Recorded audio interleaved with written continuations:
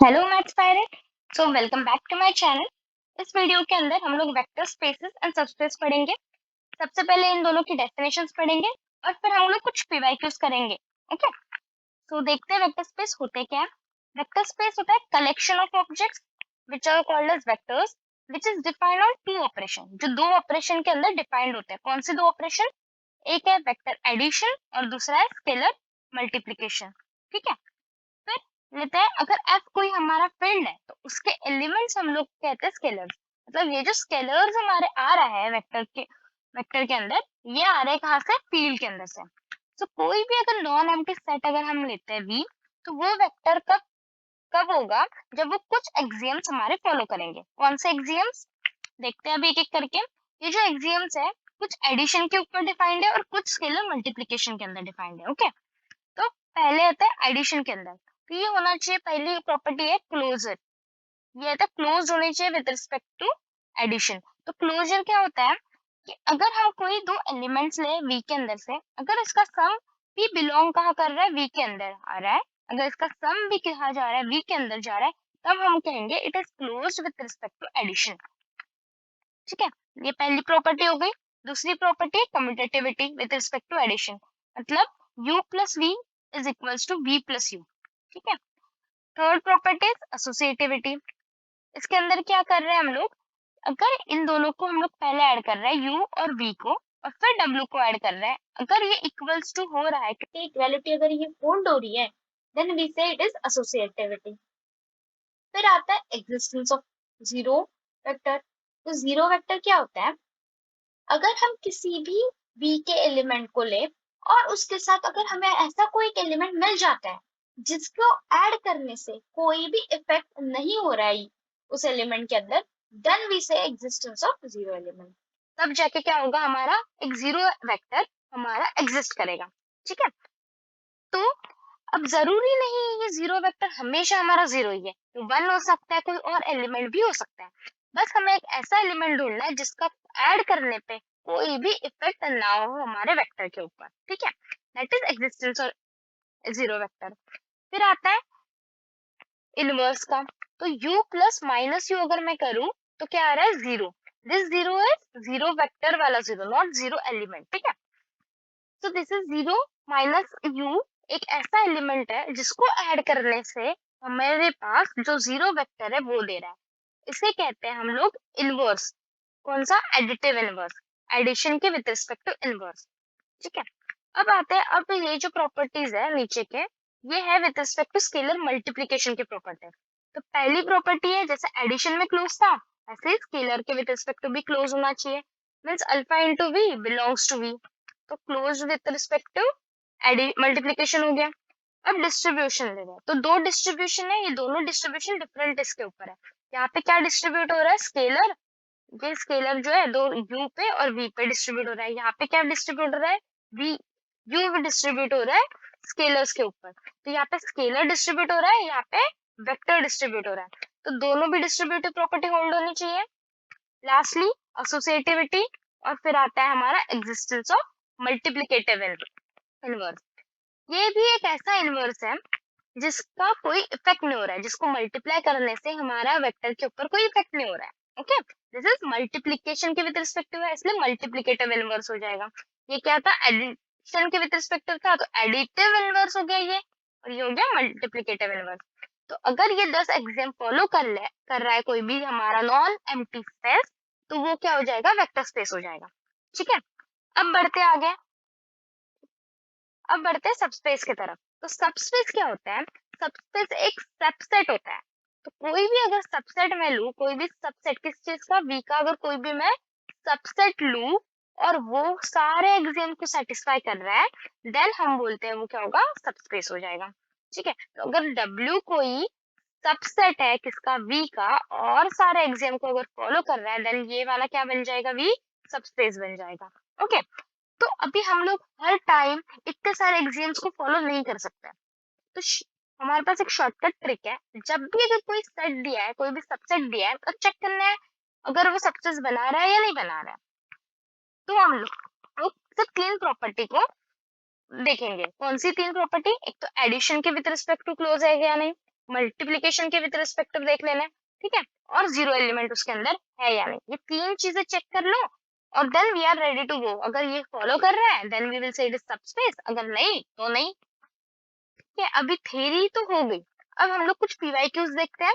ठीक है, सबसे पहला पीवाईक्यू है फ्रॉम 2022, ये सितंबर 22 के अंदर आया था इन सेक्शन बी। ठीक है, इसके अंदर क्वेश्चन पढ़ते हैं, अगर Pn कोई वेक्टर स्पेस है ऑफ रियल पॉलिनोमियल, किसका वेक्टर स्पेस है रियल पॉलिनोमियल का, उसकी डिग्री इज अटमोस्ट 10, मतलब less than equals to n degree है, let inner product of on Pn with respect to which this is orthonormal basis, ये क्या बनाना है, एक ऑर्थोनॉर्मल बेसिस।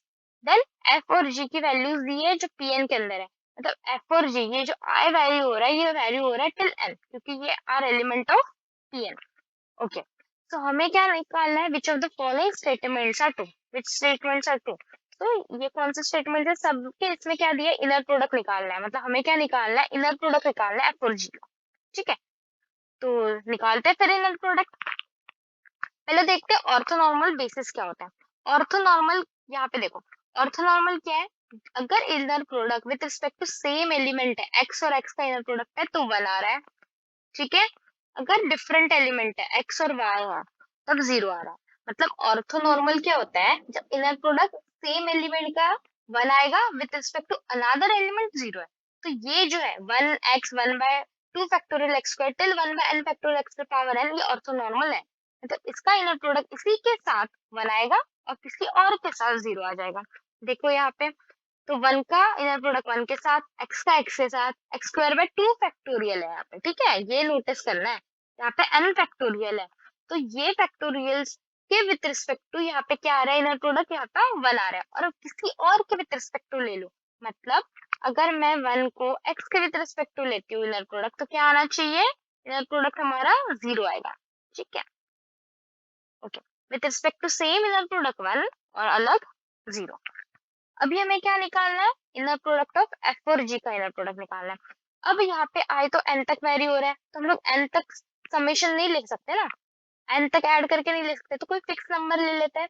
तो अगर मैं n की वैल्यू 2 को फिक्स कर लूं, तो हमारा f कहाँ तक वेरी हो रहा है, 2 तक वेरी हो रहा है, मतलब f की वैल्यू क्या आ जाएगी, f can be return as alpha naught, है ना, alpha naught plus alpha 1x, right, alpha 1x and plus alpha 2, ये अल्फास क्या है, स्केलर्स है हमारे, okay, and alpha 2 x square.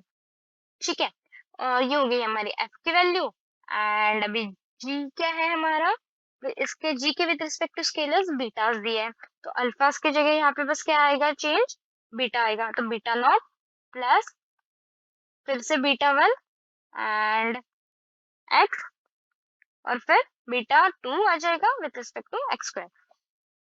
तो ये हो गया हमारा एफ और जी मिल गए हमारे।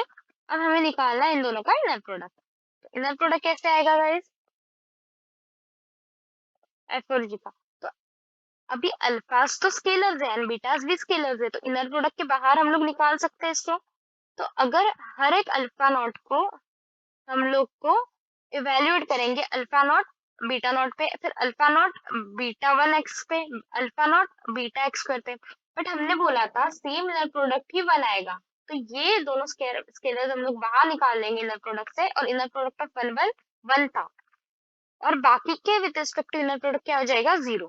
तो सिर्फ हमें क्या बचेगा with respect to alpha naught, अगर मैं ले रही हूँ तो अल्फा नॉट और बीटा नॉट ही रहेगा, बाकी सारा टर्म 0 होगा। सिमिलरली अल्फा 1 बीटा 1 रहेगा, ठीक है, अल्फा 1 बीटा 1 रहेगा, और अब एक्स स्क्वायर के अंदर क्या आ रहा है, अब नॉर्मली एक्स स्क्वायर तो नहीं है, inner product x square by 2 factorial तो था, वो हमारा क्या था, 1 था। तो हम लोग क्या करेंगे, यहाँ पे जब निकाल रहे हैं तो अल्फा 2 बीटा 2 और ये जो 2 फैक्टोरियल है हम लोग मल्टीप्लाई और डिवाइड करेंगे, तो दो एक बार एक्स स्क्वायर के साथ, दोनों एक्स स्क्वायर के साथ करना पड़ेगा, तो 2 बार आएगा, 2 फैक्टोरियल को मल्टीप्लाई और डिवाइड, मतलब 2 फैक्टोरियल का जब कॉमन निकालेंगे तब क्या आ जाएगा, स्क्वायर आ जाएगा, और फिर अंदर क्या रहेगा, इनर प्रोडक्ट क्या रहेंगे, एक्स स्क्वायर बाय 2 फैक्टर और एक्स स्क्वायर बाय 2 फैक्टर, जो 1 बन जाएगा। ठीक है, वो तो मैं नहीं लिख रही यहाँ पे, इनटू 1 हो जाएगा, दैट मीन्स तो इसका जनरल रिप्रेजेंटेशन हम लोग लिख सकते हैं, अगर है ना। जनरल रिप्रेजेंटेशन कैसे होगा, समेशन ऑफ आई वैरी हो रहा है हमारा, and this is nothing but i factorial, right. I vary हो रहा है, ये 2n है, तो आई फैक्टोरियल वैरी हो रहा है, वो भी i factorial whole square is varying, ठीक है। तो हम लोग जनरल टर्म क्या आएगा, i factorial whole square is varying into alpha i and beta i. तो अल्फा आई बीटा आई, तो ये वाली टर्म हमें फाइंड आउट करनी है बस सॉल्यूशन सेट में। सॉल्यूशन के अंदर देखो कौन सा ऑप्शन के साथ ये मैच हो रहा है। अल्फा, यहाँ पे अल्फा फैक्टोरियल है, यहाँ पे अल्फा फैक्टोरियल, ये भी नहीं आएगा, ये भी नहीं आएगा, अल्फा स्क्वायर है। Depends on such inner product but there is another such inner product, but another कोई इनर प्रोडक्ट नहीं है, this is only one inner product हमने मिल रहा है, तो ये तो नहीं है option. Last option is correct, right. Okay, तो आगे बढ़ते हैं। Next question is again from September 2022। ये क्या कह रहा है, ओके तो V a vector space of polynomial with total degree less than 3, तो डिग्री इज लेस देन 3, और टी दिया है linear transformation which is given by derivative with respect to x दिया है। तो हमें ट्रांसफॉर्मेशन निकालना है, और ये डिग्री लेस देन 3 है, तो हम लोग को इसकी क्या निकाल सकते हैं, बेसिस निकाल सकते हैं पॉलिनोमियल की, ठीक है। बेसिस क्या बन जाएगी, एक्स और वाई है, तो पहले आइडेंटिटी ले लेते हैं, मतलब वन, पॉलिनोमियल एक आइडेंटिटी वाला, फिर एक्स आएगा, पॉलिनोमियल्स के विद रिस्पेक्ट टू हमें बेसिस बनानी है, ठीक है। तो एक्स वाई, एक्स स्क्वायर भी आ जाएगा, राइट, बट एक्स क्यूब नहीं आएगा, क्यों नहीं आएगा, reason tell me in comment section, reason क्या है, एक्स क्यूब वाई क्यूब क्यों नहीं आएगा यहाँ पे बेसिस के अंदर, ठीक है। ये चीज बताओ, अब ये बेसिस के अंदर कितने एलिमेंट हो गए, 6 elements are there in basis, तो हमारा डायमेंशन क्या हो जाएगा, वी का 6 हो जाएगा, क्योंकि बेसिस के अंदर हमारे 6 एलिमेंट है, मतलब dimension of V is equal to 6।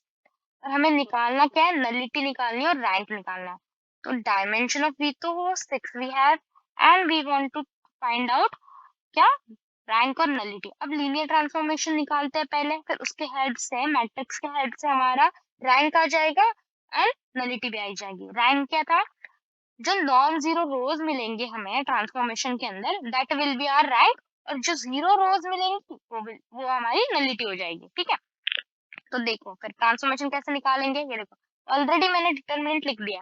तो विद ये हमें डेरिवेटिव करना है with respect to x, one का, एक्स का, वाई का, x square x square, x square y square and x y का, और फिर इसके सिर्फ जो कोएफिशिएंट्स है वो हमें मैट्रिक्स के अंदर लिखना है, पूरा टर्म नहीं लिखना है, सिर्फ कोएफिशिएंट वाले टर्म लिखना है, ठीक है। वन का डेरिवेटिव किया मैंने तो जीरो आ रहा है, राइट, जीरो ही आ रहा है पूरा, तो ये पूरा मैट्रिक्स क्या हो जाएगा, यहाँ से नीचे जीरो आ रहा है। अब एक्स का डेरिवेटिव वन है, तो कोएफिशिएंट क्या है, वन है, तो वन क्या आएगा, वन के साथ आएगा, और बाकी का क्या आ रहा है, बाकी के सारे टर्म्स जीरो है। अब y को करो, y का derivative with respect to x तो जीरो ही है, तो सारे टर्म भी क्या आ रहा है, जीरो आ रहा है, ठीक है। अब एक्स स्क्वायर का डेरिवेटिव क्या है, 2x, तो कोएफिशिएंट किसका आएगा, x का कोएफिशिएंट क्या है, 2, बाकी के सारे कोएफिशिएंट जीरो, तो x इज सेकंड रो का कोएफिशिएंट आएगा सिर्फ 2, और बाकी सारे हमारे जीरो आ जाएंगे, राइट, ये भी जीरो। वाई स्क्वायर का 2y into d y by d x zero, क्या आ जाएगा, जीरो आएगा, तो दिस इज ऑल्सो जीरो, ये वाली टर्म्स जीरो। और एक्स वाई का क्या आएगा, सिर्फ y, तो y का कोएफिशिएंट इज वन, तो y के थर्ड रो रिप्रेजेंट y, तो y में आ जाएगा वन, और ये दोनों भी जीरो, x का कोएफिशिएंट जीरो है, वन कांस्टेंट भी टर्म नहीं है, और ये भी जीरो है, ये सारे नीचे के जीरो है। तो हमें नॉन जीरो रोज कितनी मिली, नॉन जीरो रो कितनी है यहाँ पे, अब देखो, this first row is non zero, this first row is non zero, क्योंकि यहाँ पे एक एलिमेंट मिल गया नॉन जीरो, इसके अंदर ये एलिमेंट नॉन जीरो है, इसके अंदर ये एलिमेंट नॉन जीरो है, तो तीन रो नॉन जीरो है, मीन्स रैंक क्या हो गई, रैंक इज थ्री, राइट, क्योंकि तीन रो नॉन जीरो मिली तो रैंक इज थ्री। और नलिटी क्या हो जाएगी, एक तो रैंक नलिटी थ्योरम निकाल से यूज कर सकते हैं हम लोग, क्या, dimension minus rank, dimension is 6, और डायमेंशन कहाँ से आई, हमारे पास बेसिस से आ गई, 6 minus 3 will again give you 3, तो रैंक और नलिटी भी सेम आ रही है, रैंक नलिटी भी क्या आ रही है, सेम आ रही है। ठीक है, तो अब ऑप्शंस देखते हैं कौन सा आ रहा है। Nullity of T is at least 3, तो एटलीस्ट 3 तो है, लेस देन इक्वल्स टू 3 तो है, राइट। एटलीस्ट 4 नहीं है। एटलीस्ट 4 मतलब क्या होता है, less than equals to 4, but it is तो 3 ओनली, राइट। तो 3 तो आएगा ही नहीं इसके अंदर, छोटा है 3, तो दिस ऑप्शन इज डिस्कार्डेड। अब नेक्स्ट लेते हैं, रैंक ऑफ टी इज 3, 3 कह रहा है रैंक, हाँ तो 3 तो है रैंक। अब इन्वर्टिबल, इन्वर्टिबल में क्या देखना होता है कि अगर डायमेंशन वी की क्या 6 है, तो अगर dimension of V is equals to rank of कौन सा, हाँ वेरी गुड, अगर रैंक के बराबर आ रही है, बट रैंक ऑफ टी क्या था हमारा, रैंक ऑफ टी 3 है, इक्वालिटी तो नहीं है, 6 तो नहीं आ रहा ना, so it is not invertible. तो दो ऑप्शन इज राइट यहाँ पे, ठीक है। अब नेक्स्ट, ये again this is also come from the September 2022 का क्वेश्चन है ये। क्या है, W be a space of C linear combination. तो C लीनियर कॉम्बिनेशंस बनाना है हमें इस वेक्टर्स का, ठीक है, इस फंक्शंस का f1 f2 f3 f4 चार फंक्शंस दिए, इसके C लीनियर कॉम्बिनेशन बनाना है। और फिर T is a linear operator on W given by complex differentiation, complex differentiation से दिया जाएगा, मतलब d बाय dz से। Then which of the following statements are true. तो ये सेम क्वेश्चन ना इसके जैसा है, जैसे हमने यहाँ पे T बनाया, एक लीनियर ट्रांसफॉर्मेशन से डेरिवेटिव से आया है, यहाँ पे भी कॉम्प्लेक्स डिफरेंशिएशन करना है, मतलब d बाय डी जेड से आएगा, यहाँ पे क्या आएगा, लीनियर ट्रांसफॉर्मेशन इसका, ठीक है। तो लीनियर कॉम्बिनेशन पहले बनाते हैं, तो ये हमारा हो गया लीनियर कॉम्बिनेशन, ठीक है। ये सारे अल्फाज क्या है, यहाँ पे स्केलर्स है, ठीक है। अब इसे सॉल्व कैसे करना है, हमें हमें अल्फाज की वैल्यूज निकालनी है। अगर अल्फा की वैल्यू 0 आती है, सारे अल्फा की वैल्यू 0 में आ रही है, देन हम लोग बोल देंगे लीनियरली इंडिपेंडेंट है और इसका डायमेंशन निकल जाएगा हमारा, ठीक है। अगर लीनियरली इंडिपेंडेंट होता है तो, ठीक। तो सबसे पहले z की वैल्यूज पुट करके हम लोग यहाँ पे अल्फास की वैल्यू निकालने, सारे अल्फास की वैल्यू निकालने का ट्राई करना है। तो z की वैल्यू सबसे पहले 0 रख दो। अगर 0 रख दिया तो क्या आ रहा है, अल्फा 2, क्योंकि अल्फा 1 तो 0 आ जाएगा, साइन 0 इज 0, तो अल्फा 2 रहेगा, अल्फा 3 भी 0 आएगा, और बचा क्या, अल्फा 4। तो एक ये वाला इक्वेशन आ गया। अब और ले लो z की वैल्यूज, z पाई लेते हैं, ठीक है। Let's take z as pi, z को पाई लिया, sine pi is again 0, and alpha 2 minus alpha 2 आएगा, cos pi is -1, alpha 2 plus alpha 4, right, यही आएगा। तो ये दो इक्वेशन को जब हम लोग सॉल्व करेंगे, इसको ऐड कर दो ना डायरेक्टली, तो अल्फा 4 विल बी 0, और अल्फा 4 अगर 0 है तो अल्फा 2 भी 0 आ जाएगा, मतलब अल्फा 2 और alpha 2 will be equals to alpha 4, and this will दोनों, ये दोनों भी कहाँ बराबर हो जाएगा, 0 के बराबर हो जाएगा, ठीक है। अब नेक्स्ट बनाते हैं। अब अल्फा 1 और अल्फा 3 की वैल्यू मिली ना, तो z की वैल्यू और पुट करते हैं। पाई बाय 2 अगर मैं पुट करूं, तब क्या आ रही है, अगर मैं इसकी वैल्यू पाई बाय 2 पुट करूं, तो क्या आ रही है अल्फा की वैल्यू, तो अल्फा 1 आएगा बस, राइट, अल्फा 1 ही आएगा बस। देखो अल्फा 1 आएगा कि नहीं, अल्फा 1 इज इक्वल टू 0 मिल जाएगा इससे, कैसे, पाई बाय 2 साइन पाई बाय 2 1 है, बाकी सारे पाई बाय 2 क्या आ जाएगा, cos पाई बाय 2 0, यहाँ पे पाई बनेगा, साइन एवरी पाई 0, और cos pi by 2 cos pi, again ये वाला क्या, अल्फा 4 की वैल्यू तो हमें 0 मिल गई थी, तो ये भी 0 आ गया, तो अल्फा 1 विल बी 0। अब लेते हैं z is equals to 3 pi by 2, 3 pi by 2 से हमें मिल जाएगा, क्या मिलेगा 3 पाई बाय 2 से, हाँ अल्फा 3 की वैल्यू 0 मिल गई, ठीक है। 3 पाई बाय 2 पुट कर दो, and then we will get alpha 3 is equals to 0। तो सारे स्केलर्स क्या आ रहे हैं हमारे, 0 आ रहा है एक एक करके। सो हम लोग क्या बोल सकते हैं, दिस इज लीनियर कॉम्बिनेशन, अगर मेरे के अंदर सारे स्केलर्स की वैल्यू अगर 0 आती है, देन वी से इट इज अ li। तो ये क्या बन गया, li, li अगर फॉर्म हो रहा है, देन वी कैन से इसकी डायमेंशन निकाल सकते हैं हम लोग w की। तो डायमेंशन में कितने फंक्शंस हो गए, 4, तो डायमेंशन क्या आ गई, 4, ठीक है। तो डायमेंशन इज 4 यहाँ पे, बट दे आर सेइंग कि dimension is 3, is it, no. तो ये ऑप्शन क्या हो गया, डिस्कार्ड हो गया, दिस इज नॉट पॉसिबल। अब next is okay, Jordan block.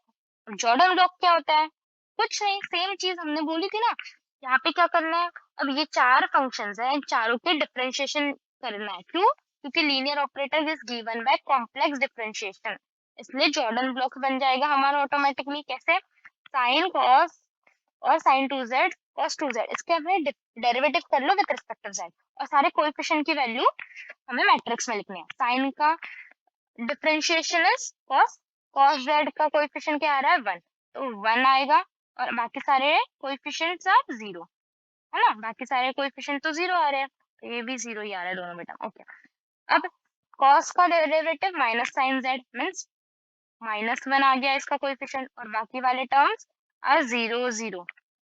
ठीक है, नेक्स्ट अभी sin 2z को डिफरेंशिएट करो।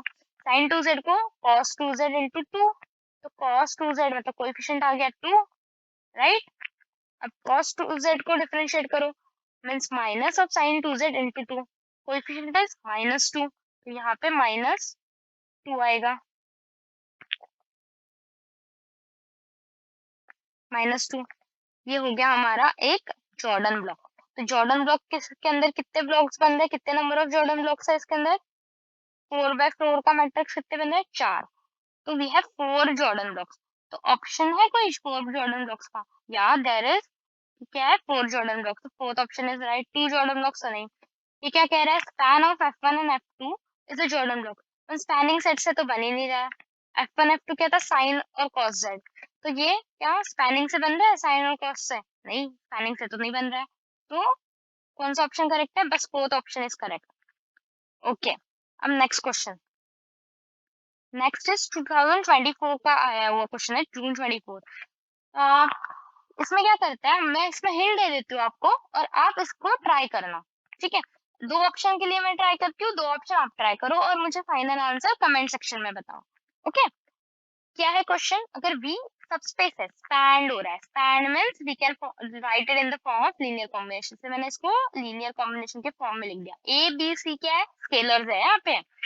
ठीक है, तो v1 v2 v3 एक स्पैंड वेक्टर्स है, spanned by this vector, v spanned by this vectors, तो इसका जैसे लीनियर कॉम्बिनेशन के फॉर्म में हम लिख सकते हैं। अब मुझे बोलना है कि ये चार क्या वेक्टर है या नहीं है। अगर वेक्टर है तो लीनियर कॉम्बिनेशन को फॉलो करेंगे, अगर नहीं है तो नहीं करेंगे।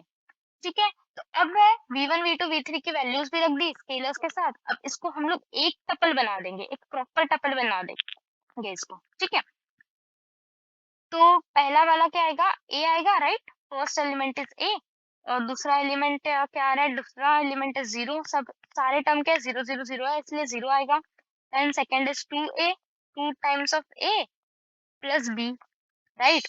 थर्ड देखो फिर, third is 3 times of a, 3 times of a plus 3 times b है, राइट। और c के अंदर तो कोई एलिमेंट ही नहीं है, तो c तो विल बी 0 अगेन। अब last term is a plus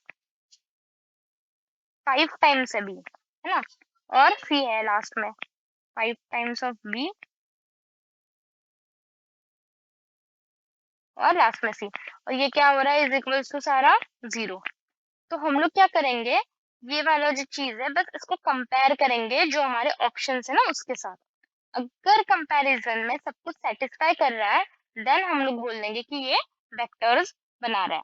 ठीक है, पहला एलिमेंट है 1 1 1, बट यहाँ पे सेकंड टर्म क्या है? हमेशा 0 रहेगी। इसके अंदर सेकंड टर्म तो 0 नहीं है, तो ये तो डायरेक्टली डिस्कार्ड हो गया, फर्स्ट ऑप्शन डायरेक्टली डिस्कार्ड हो गया। सेकंड ट्राई करो, सेकंड में ए एलिमेंट, पहला क्या है? पहला एलिमेंट इज ऑलरेडी गिवन 0 ही दिया है, तो अगर पहला एलिमेंट 0 है तो सेकंड टर्म तो 0 ही है, तो ये भी सही है। थर्ड टर्म क्या है? थर्ड टर्म में हमें a की वैल्यू 0 मिल गई और b की वैल्यू क्या मिल जाएगी? फिर कंपेयर करने से b की वैल्यू आ जाएगी 1, और a और b वैल्यू है हमारे पास, अब c निकालना है। तो अगर यहाँ पे a और b मैं पुट करूँ तो क्या आ रहा है? a 0 और b 1, मतलब 3।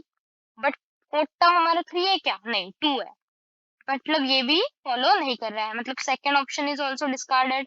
अब दो थर्ड और फोर्थ ऑप्शन ट्राई करो और बताओ इन दोनों में से कौन सा राइट ऑप्शन है। Okay, so thank you till watching here. Bye bye. See you in the next lecture.